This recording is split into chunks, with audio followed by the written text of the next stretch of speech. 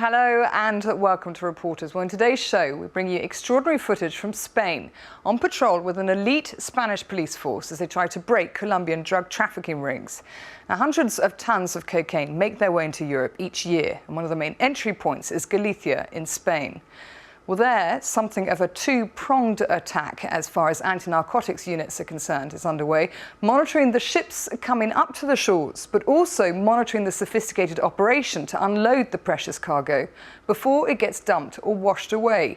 Now, for the past 5 years, a special police team called Greco, or Organised Crime Response Unit, has been meticulously monitoring the waters and the airwaves, scouring for clues of possible illicit deliveries.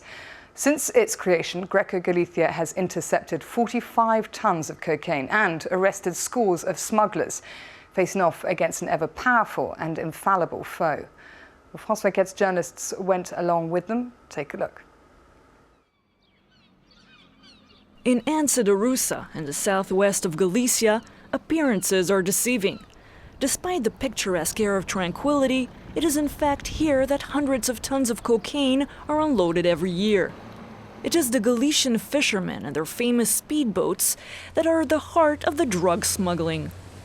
10 kilometers from the Galician coast, this speedboat had just picked up 3,000 kilograms of cocaine from the bowels of a cargo ship. The drug smugglers, realizing they've been spotted by a customs police helicopter, are frantically throwing their cargo overboard.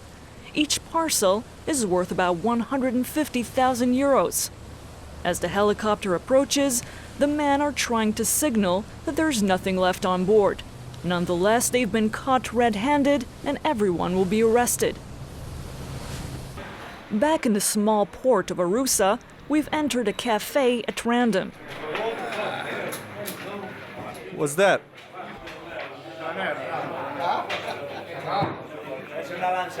That's a launch. An outboard motor launch in English. They smuggle coke. You can't see them, they're hidden in sheds. You won't see them in the port, you get it?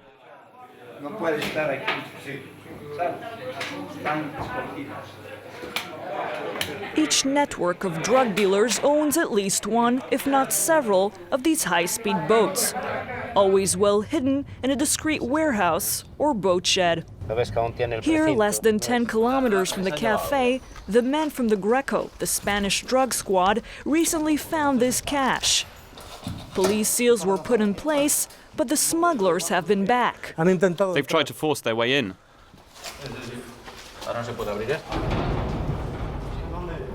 Look, see that? On one side of the warehouse, there's a launch equipped with 3 outboard motors, each one of 300 horsepower, and a truck to transport it. And on the other side, a boatyard with another launch under construction made out of fiberglass.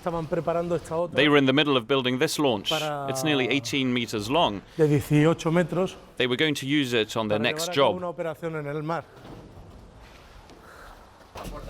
The men from the Greco decide to put everything back in place and put the yard under surveillance so they can arrest the smugglers should they come back.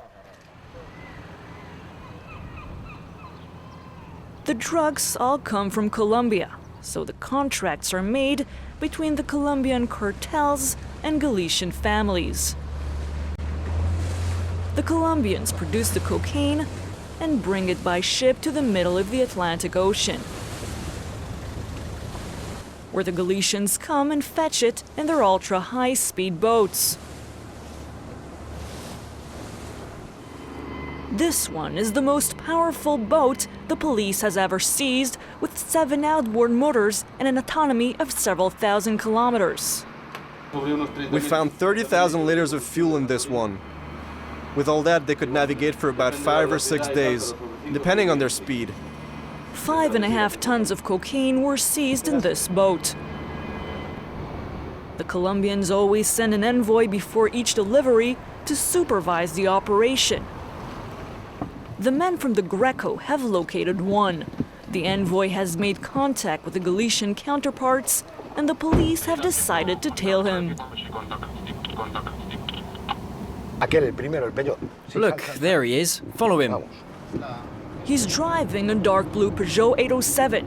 6 unmarked cars have been requisitioned for the tail so that the suspect doesn't catch on. Every now and then he accelerates or brakes suddenly, just to see if he's being followed.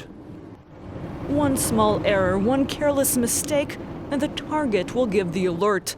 The chain would then break, and several weeks of work would be ruined. He's brought his foreign contact over. They visited a factory. We don't yet know if it's bona fide business or a front.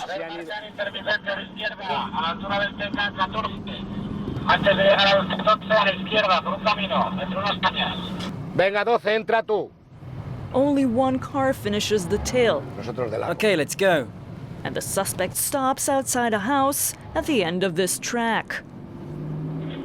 However, the rest of the team are back at headquarters and continue the surveillance by tapping the phones. Right now he's listening to a conversation and he notes what's pertinent and what's not. Anything that's important is taken down and analyzed.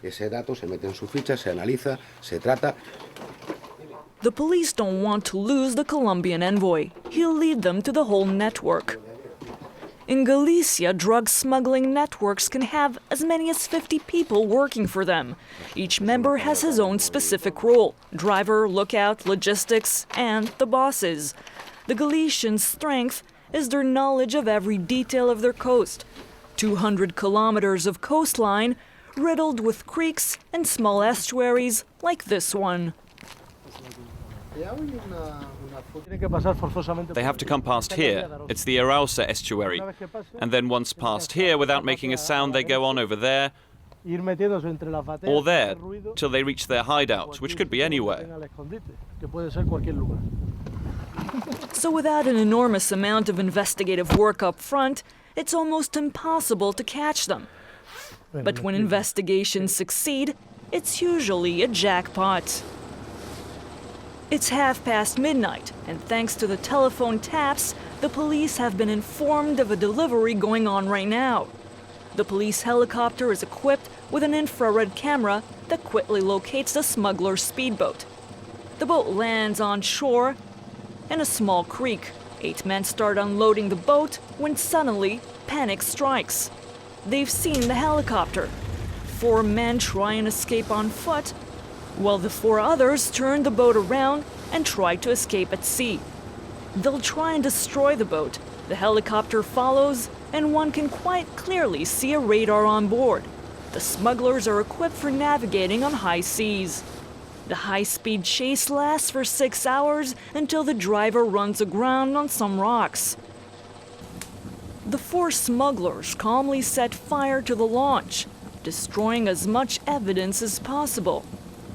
Back on land, the police chief arrives at the scene. They threw everything overboard when they saw the helicopter. The smugglers have disappeared, but they've left 5 tons of cocaine on the beach, packed in hermetically sealed bags. Dozens of them. In their haste, the smugglers have also left bits of evidence. Search hard, guys. They might have left a bag with phones in. The next morning on the quayside in Pontevedra, it's time for the official photos. The white powder has been analyzed positive. It's 80% pure cocaine. Before selling it on, the dealers will usually mix it with talc or aspirin, increasing the quantity and multiplying their profit by 5 or 6. Operation Tabaiba resulted in the arrest of 30 people, including the boat driver apprehended at his home at the crack of dawn.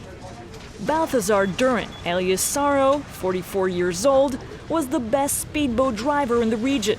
The police found his share from the last job in his house, several thousand euros in small bills. Saro risks 15 years in jail. In all, we've done over 50 operations and seized over 45,000 kilos of cocaine. 45,000? Yes, and that's just in 3 years. With each operation, the head of a family falls. Marshal Dorado, Alpresi, Minanco, who despite appearances was one of the most powerful drug barons. All these men are currently in prison. But the police know they'll be rapidly replaced because the Galicians get a 20% share of the cocaine shipment that they transport. According to the Greco team, for every seized cargo, 10 others get through. The smuggler's share is paid in kind, and the drugs are then sold in the region by local dealers. It's this local market that acts as an indicator for the police. The more cocaine available, the lower the price, and vice versa. When there's not much cocaine around, the price goes up. At the moment, it's at about 38,000 per kilo. Which is the case at the moment. The price of cocaine has never been this high, which means the men from the Greco have never been so efficient. Okay, well that's it then for this edition of Reporters. Don't forget you can watch this episode again by accessing our website www.france24.com. Until the next time, bye-bye for now.